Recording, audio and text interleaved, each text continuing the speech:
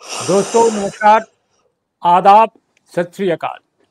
उर्मिलेश संवाद के इस कार्यक्रम में आपका बहुत बहुत स्वागत है। मैं हूं उर्मिलेश। हमारे देश में बहुत कुछ घटित हो रहा है। कुंभ हो रहा है। कुंभ को लेकर बहुत सारी अच्छी बातें आ रही हैं, बहुत सारी ऐसी भी बातें आ रही हैं जो बहुत विवादास्पद, बहुत परेशानी पैदा करने वाली हैं। दूसरी तरफ केंद्र और राज्य के बीच में बहुत सारे टकराव के मसले सामने आ रहे हैं। तमिलनाडु और केंद्र के बीच में खास तौर पे न्यू एजुकेशन पॉलिसी को लेकर, बहुत सारे इश्यूज को लेकर। इस बीच में हमने देखा कि भारत के प्रधानमंत्री जब अमेरिका गए थे तो वहाँ के राष्ट्रपति और वहाँ का जो शासन है उसके साथ बहुत सारे समझौते हुए। उन समझौतों पर अभी बहुत ज्यादा चर्चा नहीं चली थी, बहुत ज्यादा बहस नहीं हुई थी। इसी बीच में यूएसएड का मामला खड़ा हो गया। यूनाइटेड स्टेट्स जो एजेंसी है इंटरनेशनल डेवलपमेंट के लिए बनाई गई है, 1961-62 के दौर में ये बनी थी संभवतः, और उसका जो मकसद था इंटरनेशनल डेवलपमेंट था। लेकिन उसका यह भी इतिहास है कि दुनिया के डेवलपिंग जो कंट्रीज हैं या जिनको थर्ड वर्ल्ड कंट्रीज कहा जाता है, वहां डिस्टेबलाइज करने में जो बहुत सारी एजेंसियां अमेरिका की काम करती हैं, उसमें इस तरह के जो एड या इस तरह का जो ग्रांट अनुदान देने वाली संस्था है वो भी करती रहती है। अब ये जो मामला सामने आया कि बांग्लादेश को गया है पैसा कई मिलियन डॉलर, तो ये बात तो नहीं कही गई थी, लेकिन वो खुलासा इंडियन एक्सप्रेस जैसे बड़े अखबार ने किया और उस पर विदेश से लेकर दुनिया के कई अखबारों, कई एजेंसियों ने उसकी पुष्टि कर दी। अब एक नया मामला आया है कि जो कांग्रेस पर ये दारोमदार डाला जा रहा था कि सारा पैसा तो विपक्ष के खाते की तरफ गया है, उनका इंक्रीज कराने के लिए, मतदाता जागरूकता का जो अभियान था उनके लिए। लेकिन इधर सीधे डोनाल्ड ट्रंप साहब ने फिर दोबारा एक बयान दे दिया और कहा कि नहीं साहब, ये तो सत्तारूढ़ दल के लिए गया है, सत्ता पक्ष के लिए गया है, और प्रधानमंत्री मोदी का नाम ले लिया। अब इसमें क्या सच है क्या नहीं है, डोनाल्ड ट्रंप को किस हद तक बयान देने के मामले में रिलायबल माना जाए, क्योंकि वो बयान तो कुछ भी कई बार देते रहते हैं, उनके बयान उल्टे पुल्टे हो जाते हैं, कई बार सही साबित होते हैं।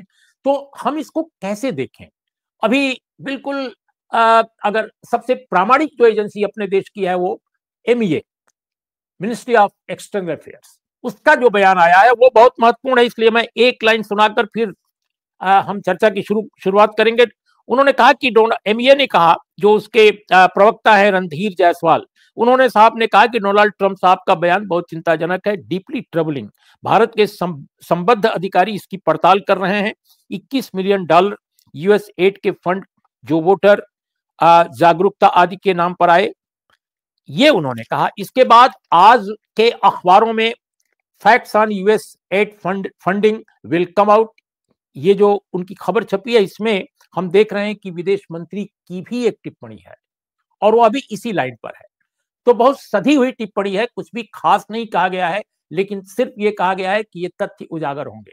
तो आज हम इसी विषय पर चर्चा कर रहे हैं कि आखिर भारत सरकार जो बहुत सारी चीजों पर तुरंत तुरंत रिएक्ट करती है, तुरंत बयान देती है, सत्तारूढ़ दल के नेता तुरंत बयान देने लगते हैं, लेकिन इस मुद्दे पर वो क्यों नहीं साफ साफ कुछ कह रहे हैं कि नहीं साहब ये गलत है, ये बयान गलत है। डोनाल्ड ट्रंप को, अमेरिका को वो सीधी भाषा में क्यों नहीं कह रहे हैं कि आप गलत बयानी कर रहे हैं, खासकर सरकार के बारे में, सरकार के शीर्ष पद पर बैठे लोगों के बारे में। ये बड़ा यक्ष प्रश्न है। हमारे साथ इन तमाम मुद्दों पर बातचीत करने के लिए मौजूद हैं वरिष्ठ पत्रकार आशुतोष। आशुतोष जी, आपका स्वागत है। बहुत बहुत धन्यवाद सर। जी, हम यही जानना चाहते हैं कि आपकी क्या राय है इस ये जो पूरा प्रकरण यूएसएड का चला है, इतने 2-3 दिनों 4 दिनों में इतना गहराया, आपकी क्या राय है? देखिए उर्मिला जी, यूएसएड का मामला कोई नया मामला नहीं है, ये बहुत पुराना मामला है। लेकिन इसको जिस तरीके से एक अंतर्राष्ट्रीय साजिश, अमेरिका की साजिश के तौर पर खड़ा किया गया है और उस साजिश से भारत की विपक्षी पार्टियों को, खासतौर पर कांग्रेस पार्टी और राहुल गांधी को जोड़ने की कोशिश की गई, ये अपने आप में बहुत विद्रूप है। ये कह देना कि दरअसल भारत के जो विपक्षी दल हैं, ये विपक्षी दल दरअसल अमेरिका के इशारे पर भारत की जो लोकतांत्रिक व्यवस्था है उसको डिस्टेबलाइज करने की कोशिश कर रही है, और उनके प्रवक्ता ने तो ट्रेटर शब्द का भी इस्तेमाल कर दिया है। अगर ऐसा है तो ये अपने आप में एक देशद्रोह का मुकदमा बनता है। और अगर देशद्रोह का मुकदमा बन रहा है तो केंद्र सरकार इस पूरे मसले पर चुपचाप क्यों बैठी हुई है? सबसे पहले तो उसको इस पूरे साजिश का पर्दाफाश करना चाहिए, इन्वेस्टिगेशन करना चाहिए।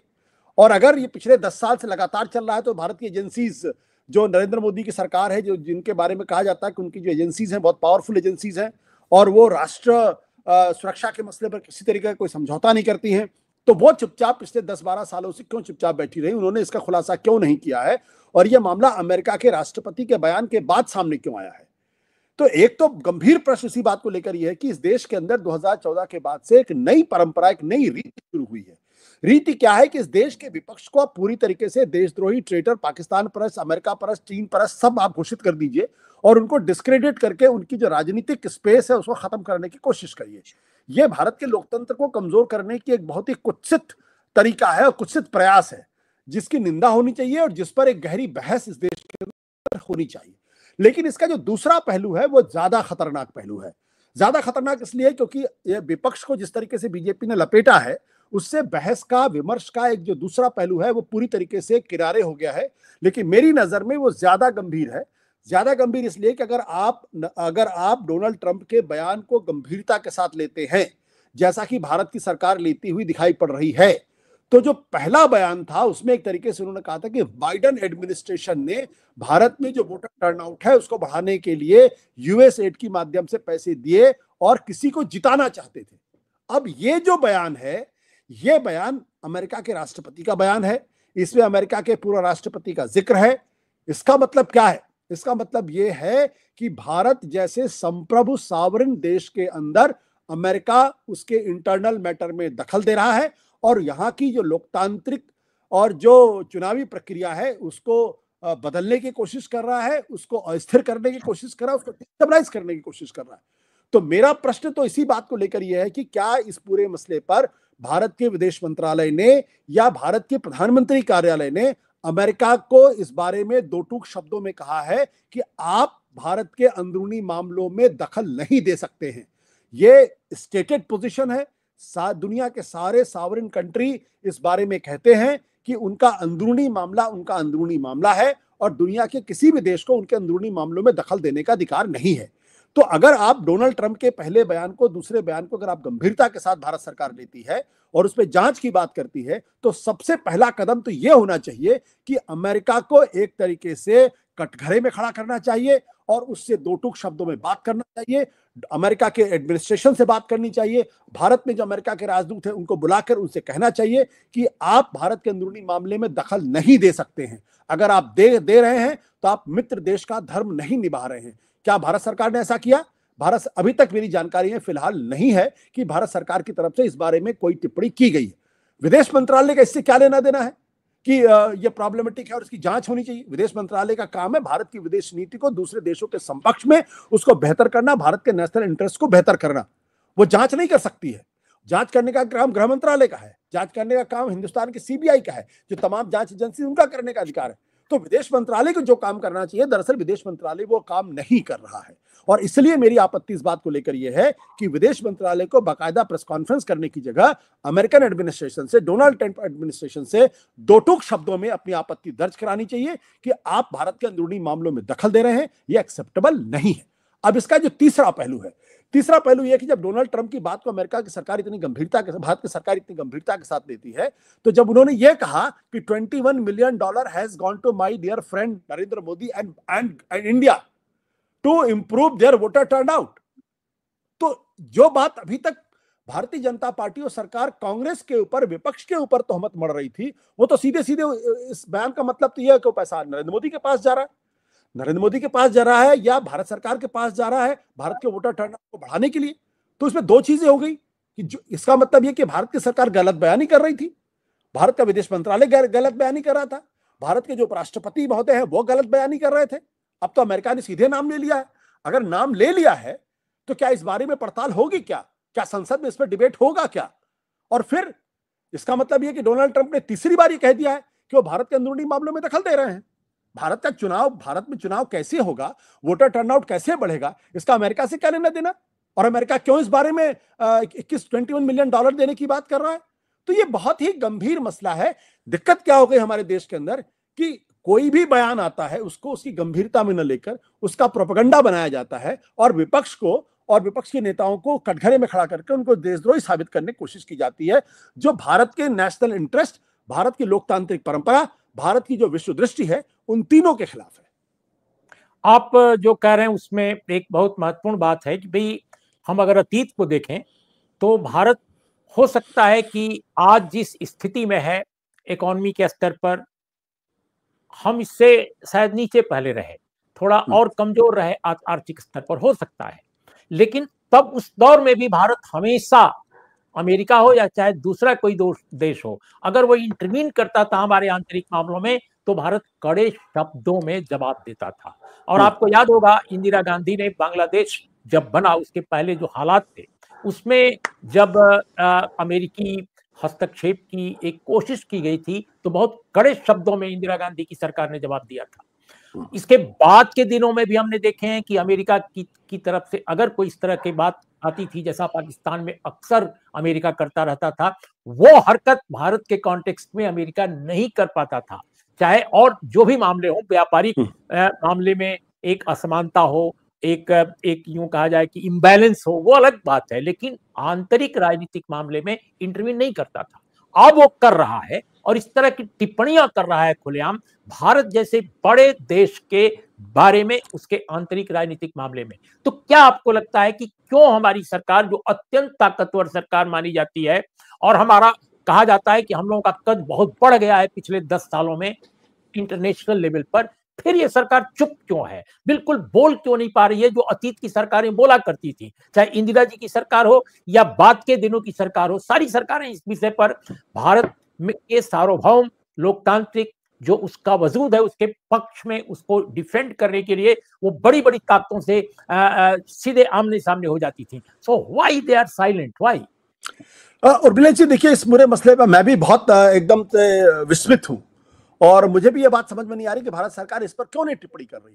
देखिए ऐसा नहीं कि भारत सरकार नरेंद्र मोदी के रहते हुए भारत के अंदरूनी मामलों पर जब कोई टिप्पणी की गई तो चुपचाप रहे।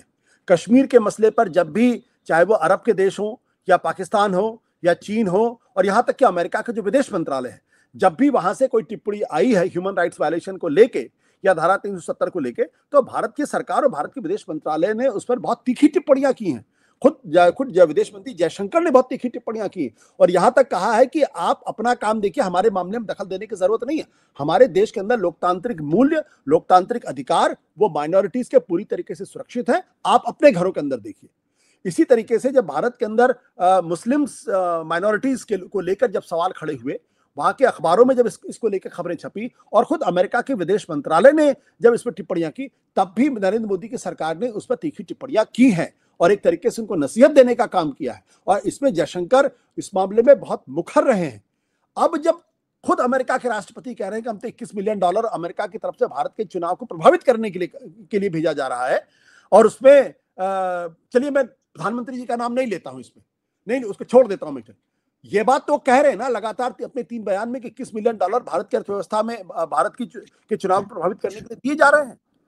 तो क्यों दिए जा रहे हैं? अमेरिका का क्या लेना देना है इस पूरे मसले पर, और भारत सरकार चुप क्यों है?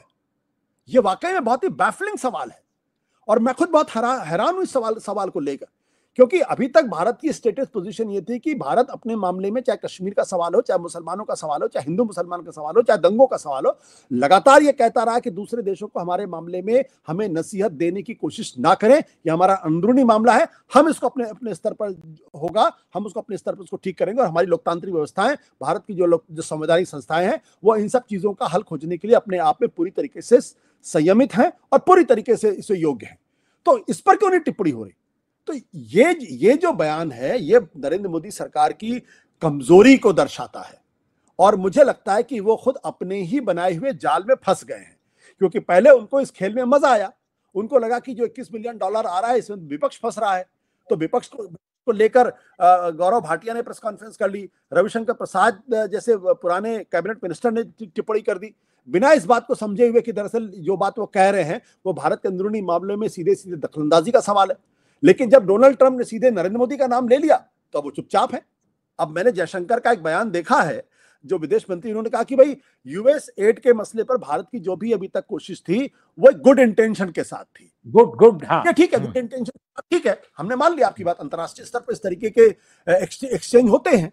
भारत सोवियत यूनियन के बीच में एक जमाने में इस तरीके के एक्सचेंज हुए, तो हम ये मान सकते हैं कि यूएस एड, तो अगर वो गुड इंटेंशंस के साथ थे, तो फिर ये जो बयान पिछले दिनों आया है कि वो भारत में भारत की लोकतांत्रिक व्यवस्था को डिस्टेबलाइज करने की कोशिश करें, तो दोनों बयान साथ नहीं जा रहे, कॉन्ट्राडिक्टरी बयान है।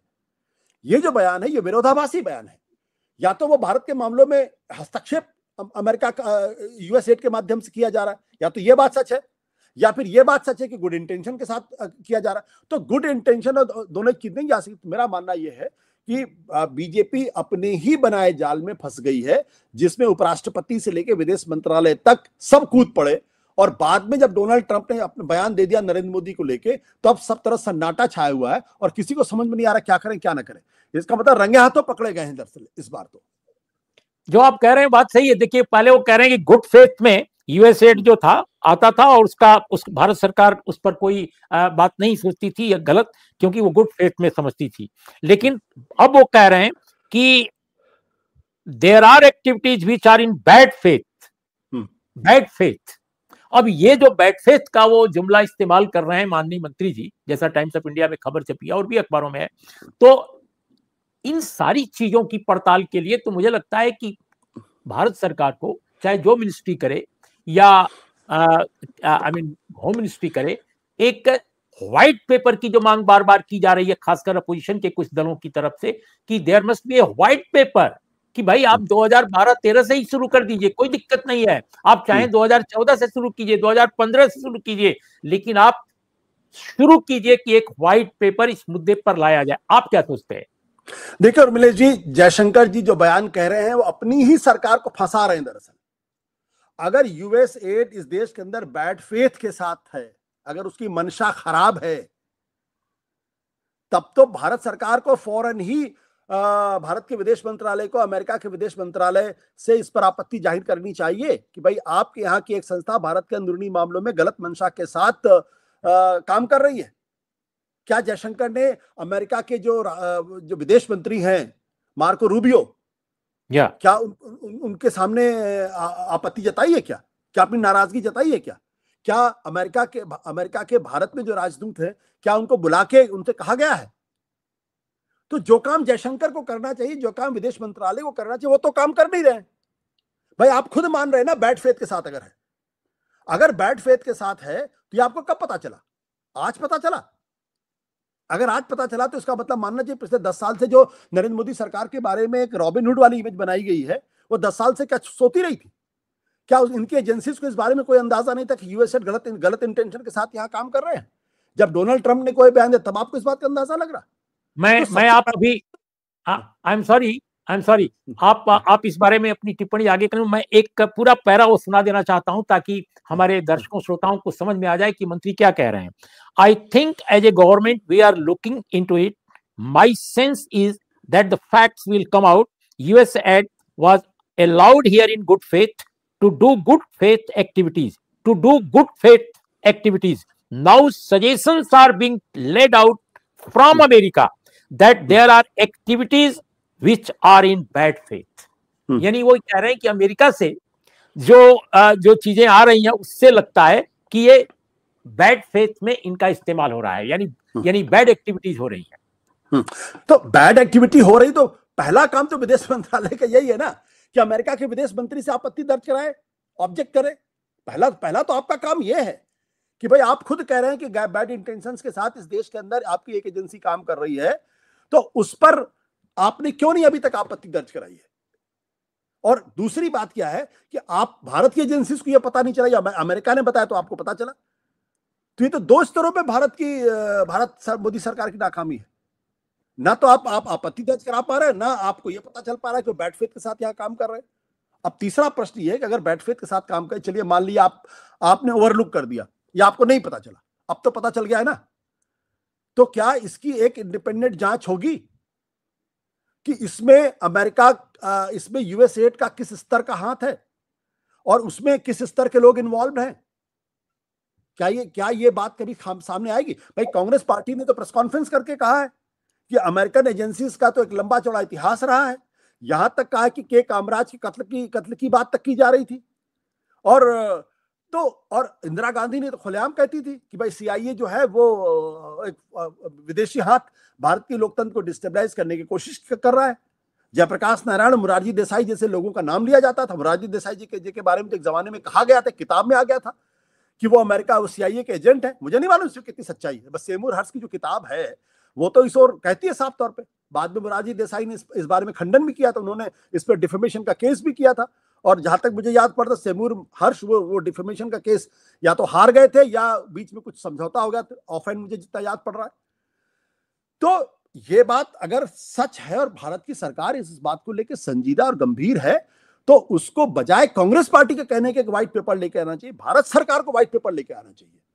भारत सरकार को पिछले आज से नहीं, 2014 से नहीं, बल्कि पिछले 50 साल के मामलों को इन्वेस्टिगेट करना चाहिए और इस बात को पिन पॉइंट किया जाना चाहिए कि वो कौन लोग हैं जो अमेरिका के दलाल बनके भारत की विदेश नीति को, भारत की अर्थव्यवस्था को, भारत की लोकतंत्र को डिस्टेबलाइज करने की कोशिश कर रहे हैं। वो कितना भी बड़ा आदमी हो, कितना भी बड़ा आदमी हो, देश के खिलाफ अगर कोई आदमी काम कर रहा तो ये तो बर्दाश्त नहीं हो सकता ना। देश बर्दाश्त नहीं करना चाहिए इसको। और नरेंद्र मोदी की सरकार और आरएसएस की सरकार जो कि नेशनल सिक्योरिटी के मसले को बहुत गंभीरता के साथ लेती है, जो आगे बढ़ चढ़ के राष्ट्रवाद की बात करती है, तो अगर आप राष्ट्रवाद की बात करते हैं तो इस बारे में खोदिए ना, डिग इट आउट, पता करिए, बताइए। अगर कांग्रेस का कोई आदमी इसमें इन्वॉल्व है तो उसके खिलाफ कार्रवाई होनी चाहिए। अगर भारतीय जनता पार्टी कोई आदमी इन्वॉल्व है तो उसके खिलाफ कार्रवाई होनी चाहिए। भाई जो पवन खेड़ा ने जो प्रेस कॉन्फ्रेंस की, उस पवन खेड़ा ने तो साफ तौर पर जनसंघ के ऊपर आरोप लगाया और बीजेपी के ऊपर आरोप लगाया, उस वक्त विपक्षी पार्टी के ऊपर आरोप लगाया। आज भारतीय जनता पार्टी की सरकार मौजूदा विपक्ष पे आरोप लगा रही है। तो भाई ये पता तो चलना चाहिए ना कि कौन लोग हैं जो भारत के खिलाफ काम कर रहे थे। लेकिन मेरा मानना यह है कि इसको भी ठंडे बस्ते में डाल दिया जाएगा, क्योंकि अगर इस मामले में जांच पड़ताल हुई, अगर सच्चाई सामने आई तो बहुत बड़े बड़े चेहरे बेनकाब हो सकते हैं। उसमें भारतीय जनता पार्टी और उनका अतीत भी स्याह काला हो सकता है, कांग्रेस पार्टी भी स्याह काला हो सकती है, और कुछ बहुत बड़े बड़े जो सफेद पोश लोग थे वो उनके ऊपर भी दाग लगेंगे। तो क्या भारत सरकार ये खतरा उठाएगी? मुझे नहीं लगता भारत सरकार ये खतरा उठाएगी। 2-3 दिन तक ये मसला चलेगा और उसके बाद इसको ठंडे बस्ते में डाल दिया जाएगा। एक प्रश्न और उठता है आशुतोष जी कि जब ये बात चल रही थी कि विपक्ष के जो प्रमुख दल के बारे में कि भाई ये पैसा उनको हेल्प करने के लिए खर्च किया गया मतदाता जागरूकता के नाम पर, और मांग की जा रही थी कि राहुल गांधी के खिलाफ ये हो वो हो, तमाम तरह के आरोप लगाए जा रहे थे। उसी बीच में इंडियन एक्सप्रेस नाम के बड़े अखबार ने यह खबर छाप दी कि भाई ये पैसा तो आया जरूर लेकिन बांग्लादेश आया, और बांग्लादेश में ये जो पैसा है उसका इस्तेमाल किया गया।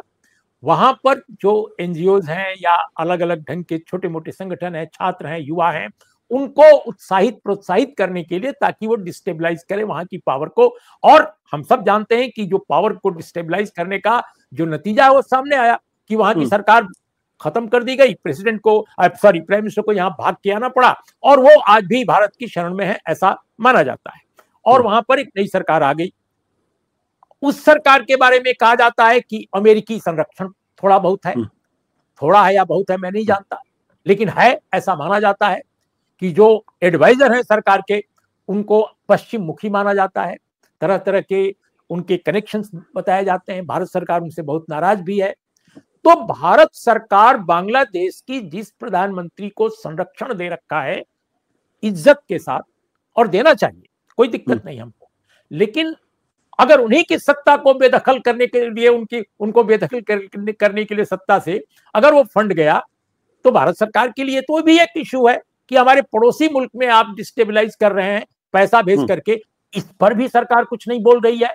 तो एक तरह से अपने पड़ोसी मुल्क में जो कुछ हुआ है उस पर भी वो बिल्कुल खामोशी है। क्योंकि आखिर इस खामोशी का राज क्या है? मुझे भी नहीं समझ में आ रहा उर्मिलेश जी, मुझे नहीं समझ में आ रहा खामोशी का राज क्या। देखिए, जब से डोनाल्ड ट्रंप अमेरिका के राष्ट्रपति बने हैं तब से जो विदेश नीति में जो एक सामान्य चीजें थी वो सब डिसरप्ट हो गई, सब उथल पुथल हो गया। उसमें एक अजीब तरीके का कोलाहल पैदा हो गया है। अब आप जब प्रधानमंत्री जी अमेरिका नहीं गए थे तब भारत के जो प्रवासी थे उनको हथकड़ी बेड़ियों में यहां लाया गया 5 फरवरी 104 लोगों को। तो यह कहा गया कि चलो ये पहली बार हुआ ऐसा, शायद डोनाल्ड ट्रंप कोई संदेश देना चाहते थे। लेकिन जब प्रधानमंत्री जी अमेरिका गए, अमेरिका के राष्ट्रपति से उन्होंने मुलाकात की, और जब वो वापस लौट रहे थे उस वक्त भी जो जहाज यहां आया उसमें भी लोगों को हथकड़ी बेड़ी लगाकर भेजा गया। उसके बाद एक और खेप आई, उसमें भी हथकड़ी बेड़ी लगाकर भेजा गया। कोलंबिया जैसे देश, वेनेजुएला जैसे देश तो आपत्ति दर्ज करा रही ना उन्होंने। भाई अमेरिका एक बहुत पावरफुल कंट्री है, मानता हूं मैं, उसके सामने बड़े बड़े देशों की घिघी बन जाती, ये भी मैं मानता हूं। लेकिन कम से कम ये तो कोलंबिया के लोगों को इस बात का अफसोस नहीं होगा कि उनके देश ने इस पर आपत्ति नहीं दर्ज की। उन्होंने अपनी जबान खोली, उन्होंने उसने आपत्ति दर्ज कराई। भारत की तरफ से तो चुप्पी थी इस पर। उल्टे जयशंकर जो विदेश मंत्री है संसद के अंदर कह रहे हैं ऐसा पहले भी हुआ है, जो कि गलत बयानी है। ऐसा पहले यह हुआ है कि सिविलियन प्लेन से प्रवासियों को यहां लाया गया है। वो ओबामा के जमाने में भी लाया गया, बाइडेन के जमाने में भी लाया गया, जब पहले टर्म में जब डोनाल्ड ट्रंप प्रेसिडेंट थे तब भी लाया गया। लेकिन तब तो कोई तस्वीर ऐसी नहीं दिखाई पड़ी कि हथकड़ी बेड़ी में लोगों को लाया गया, और पता भी नहीं चला कब आए कब चले गए। तब पूरी तरीके से पब्लिसाइज करके बाकायदा एक तरीके से विज्ञापन देके भारतीयों को हथकड़ी बेड़ी में लाया जा रहा है, उनको अमानवीय व्यवहार उनके साथ हो रहा है। और ऐसा तब हो रहा है जब देश के प्रधानमंत्री अमेरिका के राष्ट्रपति से मिलकर आ रहे हैं, तब क्यों नहीं बोल रहे हैं? ऐसी कौन सी मजबूरी है? ये तो मुझे भी नहीं समझ में आ रहा। क्या वो अमेरिका से भारत दब गया है? भारत तो अमेरिका से तब नहीं डरा था जब 1970 का वॉर था, रिचर्ड निक्सन जैसा राष्ट्रपति था, इंदिरा गांधी प्रधानमंत्री थी। और आपको अच्छी तरीके से याद होगा किसिंजर का वो फेमस बयान, वो इंदिरा गांधी को लेकर किस गाली का इस्तेमाल उन्होंने किया था। हम तो उन शब्द का इस्तेमाल नहीं करते। और जब अमेरिका ने अपना 7वां बेड़ा बंगाल की खाड़ी में भेजने की धमकी दी, तब भी भारत नहीं डरा। तब भी भारत ने बांग्लादेश के अंदर हस्तक्षेप किया और बांग्लादेश को आजाद कराया। तो जब भारत गरीब मुल्क था, जब भारत की अर्थव्यवस्था दुनिया की फास्टेस्ट ग्रोइंग इकोनॉमी नहीं थी, जब दुनिया की 5वीं सबसे बड़ी अर्थव्यवस्था नहीं थी, तब भारत ने मजबूती के साथ कदम अमेरिका के खिलाफ, तब भारत नहीं दबा। तो आज क्यों दब रहा? क्या मजबूरी है? ये मुझे भी नहीं समझ में आ रहा। और इस मामले में इसीलिए मैं कहता हूं कि आज की तारीख में अनफॉर्चुनेटली जो मेन स्ट्रीम मीडिया है उसमें इन सब चीजों के लिए कोई जगह ही नहीं है, कोई डिबेट ही नहीं हो रही इस पे। उल्टे वो विपक्ष जो भारत को डिस्टेबलाइज करा, भारत को डिस्टेबलाइज, बार बार यहां होती बांग्लादेशी आ गए, बांग्लादेशी आ गए। अरे भाई 10 साल से तो आपकी सरकार है, बांग्लादेशी कैसे आ गए? बीएसएफ वहां किस लिए है? क्या कर रही है? अगर आ गए तो पिछले 10 सालों में कितने बांग्लादेशियों को आपने आइडेंटिफाई किया? अमेरिका तो भारत के प्रवासी, गलत तरीके से आए प्रवासियों को हथकड़ी बेड़ी लगा के भेज रहा। आपने कितनों को भेजा? आपने कितने रोहिंग्यास को भेजा? तो आप ये कहते हैं कि आ गए, विपक्ष ने करा दिया। अपनी असफलता को छुपाने के लिए एक राजनीतिक प्रोपेगेंडा खड़ा करके इस देश के अंदर वोट का पोलराइजेशन तो कर लेते हैं, लेकिन ना रोहिंग्या रोक पाते हैं, ना बांग्लादेशी रोक पाते हैं, और ना ही डोनाल्ड ट्रंप जिस तरीके से बयानबाजी कर रहे हैं उस पर अपनी आपत्ति दर्ज करा पाते हैं। ये लंबे समय के बाद मैं देख रहा हूं कि भारत की एक कमजोर देश की छवि बनती हुई दिखाई पड़ रही है, जो ना तो भारतीय जनता पार्टी के लिए ठीक है और ना ही भारतीय जनता पार्टी तो छोड़िए, ये भारत जैसे देश के लिए भी ठीक नहीं है। हम अगर प्रधानमंत्री जी कहते हैं भारत विश्व गुरु की है, भारत विश्वमित्र है, तो ये ना तो विश्वमित्र इस तरीके की बातों को टॉलरेट करता है, ना ही विश्वगुरु इस बात को टॉलरेट करता है। अमेरिका की आंख में आंख डाल करके प्रधानमंत्री जी को कहना चाहिए, डोनाल्ड ट्रंप जी आप मेरे दोस्त हैं, लेकिन दोस्ती का तकाजा ये कि भारतीयों का 140 करोड़ भारतीयों का अपमान मत करिए। बट ये नहीं हो रहा है, इसलिए मुझे हैरानी है कि इसके पीछे क्या कारण है। उर्मिला जी अगर आपको पता हो तो मुझे बताइए, मुझे तो नहीं मालूम इसके पीछे का कारण क्या है। नहीं, अचरज इसलिए भी होता है कि देखिए कोलंबिया की स्थिति भारत के मुकाबले बहुत नीचे है। मतलब हमने डेटा भी देखा कोलंबिया की क्या स्थिति है। कोलंबिया के राष्ट्रपति ने अमेरिकन एयरफोर्स के विमान को अपने हवाई अड्डे पर उतरने से इनकार कर दिया, मना कर दिया, आने नहीं दिया, और कहा कि हम अपना जहाज भेजेंगे अपने लोगों को लाने के लिए। लेकिन यहां पर एयरफोर्स, अमेरिकन एयरफोर्स का जहाज जो है अमृतसर के हमारे हवाई अड्डे पर उतरा। आप कल्पना कीजिए कितना जोखिम भरा काम है, कितना जोखिम भरा काम है। आप रिफ्यूजी आप अप्रवासियों को लाने के लिए अमेरिकी एयरफोर्स का इस्तेमाल कर रहे हैं। कौन जाने उसमें क्या है। तो कुल मिलाकर ये देश की सुरक्षा के लिए, देश की एक इज्जत के लिए, उसकी अपनी अस्मिता के लिए भी एक चैलेंज है। तो ये वाकई समझ से परे है कि ऐसा हमारी जो राष्ट्रवादी सरकार है, जिसको कहती है अपने को राष्ट्रवादी सरकार, वो क्यों इस मुद्दे पर इतनी खामोशी बरत रही है। और उसको ये कहा जा रहा है कि नहीं साहब, ये पहले भी होता था। आपने स्वयं कहा कि इस तरह से नहीं होता था। आप देखिए दूसरे मुल्कों में लोग जा रहे हैं, उनको तो फोन भी अलाउ कर रहे हैं, उनको तो गपशप तमाम कर रहे हैं लोग, हथकड़ी नहीं है, वो नहीं, बेड़ी नहीं है। लेकिन भारत में ये बिल्कुल उल्टा है। तो कहीं इन चीजों से ध्यान हटाने का एक ये नया तो कोई शगुफा नहीं है जो चल रहा है इस समय यूएसएड का। नहीं, अगर देखिए, अगर ध्यान हटाने के लिए भी है तो भी ये बहुत गलत बात है। देखिए, सरकार चाहे वो भारतीय जनता पार्टी की हो या कांग्रेस की सरकार हो, है तो वो भारत की सरकार। नरेंद्र मोदी जी की विचारधारा से हम सहमत हो ना असहमत हो एक अलग तरीके का प्रश्न है, लेकिन है तो हमारे प्रधानमंत्री। जब वो दुनिया के नक्शे पर जाते हैं, दुनिया के दूसरे देशों में जाते हैं, तो हम भारतीयों को रिप्रेजेंट करते हुए जाते हैं। अगर एक भी भारतीय का कहीं अपमान हो रहा है तो ये गलत बात है। आपको याद होगा 2013 में जब मनमोहन सिंह की सरकार थी, तो देवयानी नाम की एक डिप्लोमेट थी जिनको हथकड़ी लगाई गई थी और उनको स्ट्रिप फ्रिस्किंग की गई थी। तब भारत के विदेश मंत्रालय ने अमेरिका के राजदूत को बुलाकर उन पे तगड़ी आपत्ति दर्ज कराई थी। ये this is not acceptable. She has got a diplomatic immunity and she should be treated like that way. तो मनमोहन सिंह की सरकार आपत्ति दर्ज करा सकती है, मोदी जी की सरकार क्यों नहीं आपत्ति दर्ज करा पाती? ये तो मैं खुद ही नहीं समझ पा रहा हूं। मैं तो खुद बहुत दिनों से इसको लेके चिंता कर रहा हूं, सोचने की कोशिश कर रहा हूं कि क्या कारण, क्या कोई व्यापारिक कारण है? अरे व्यापारिक कारण होगा। क्या अमेरिका को अगर भारत की जरूरत है तो भारत को भी, अगर भारत को अमेरिका की जरूरत है तो अमेरिका को भी तो भारत की जरूरत है ना। 140 करोड़ का मार्केट है, कोई छोटा मोटा मार्केट तो है नहीं। लेकिन वो वहां टैरिफ की धमकी देते हैं और हम अपने बजट में कुछ चीजों में टैरिफ कम कर देते हैं। तो इसका तो साफ मतलब ये लग रहा है कि कहीं हम उनके दबाव में तो नहीं काम कर रहे, या कहीं हमसे कोई ऐसी गलती तो नहीं हो गई जिसकी वजह से वो हमारे ऊपर एक तरीके से थोप रहे चीजों को। तो नहीं, बगैर जरूरत के उनके एयरक्राफ्ट हम ले रहे हैं, खासकर फाइटर प्लेन ले रहे हैं। बिल्कुल उसके बारे में, और ये वो फाइटर प्लेन है जिसके बारे में खुद एलन मस्क, जो आज की तारीख में डोनाल्ड ट्रंप के बाद सबसे पावरफुल, कहते हैं कंडम चीज है ये, तो वो खुद ही बयान दे रहे हैं। हालांकि मुझे नहीं मालूम कि मैं एक्सपर्ट नहीं हूं कि F-35 कंडम है या कंडम नहीं है। वो एक उसके बारे में कहा जाता है कि वो एक अच्छा विमान है, वो स्टेल्थ विमान है और उसको रडार उसको नहीं कर पाता और भारत की अर्थव्यवस्था के लिए बेहतर है। वो एक अलग तरीके का प्रश्न है। लेकिन प्रश्न इसी बात को लेकर यह है कि वो आपको दबा रहा है, आपकी बेइज्जती कर रहा है, आपके आत्मसम्मान को कुचलने की कोशिश कर रहा है और हम चुपचाप बैठे हुए। ये असली महत्वपूर्ण सवाल है और भारत के मामलों में दखल दे रहा है, फिर भी हम चुप क्यों हैं? आशुतोष जी, बहुत बहुत शुक्रिया। आपने इस मुद्दे पर अपनी बहुत ही बेबाक राय जाहिर की, और ये जो बात आप कह रहे हैं, जो चिंता जाहिर कर रहे हैं, मुझे लगता है इस देश के बहुत सारे लोगों की चिंता है और हमारी सरकार को जरूर इस पर विचार करना चाहिए। आपने श्वेत पत्र की बात की, बहुत सारे हलकों से ये आवाज उठ रही है। देखिए भारत सरकार क्या करती है। तो आज इतना ही। नमस्कार, आदाब, सत श्री अकाल।